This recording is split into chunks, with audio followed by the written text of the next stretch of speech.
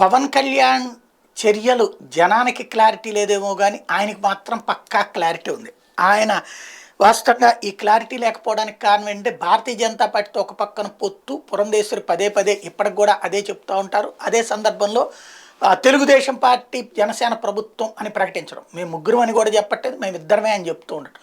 చంద్రబాబు నాయుడు కూడా అదే చెప్తూ ఉన్నటువంటి నేపథ్యంలో అసలు వీళ్ళ ముగ్గురి బంధం ఏంటి అన్నటువంటి కాన్సెప్ట్ ఆయనకు ఒక్కడికే ఐడియా ఉంది చాలా పక్కాగా. ఏంటి అంటే జనసేన తెలుగుదేశం కలిసి వెళ్తాయి, వస్తే బీజేపీ, పోతే కమ్యూనిస్టులు, ఆ పైన అవసరమైతే కాంగ్రెస్, ఎవరితోనైనా కలిసి వెళ్ళి ముందు జగన్ని గద్దెదించడం అన్నటువంటిది ఒక్కటి మాత్రమే తన లక్ష్యం. ఆ తర్వాత ముఖ్యమంత్రి పదవి ఇవ్వడమా ఇవ్వకపోవడం అన్నటువంటి చంద్రబాబు ఇష్టం. అదే సందర్భంలో తనకి ఎన్ని సీట్లు అన్నటువంటి తనకు క్లారిటీ ఉంది.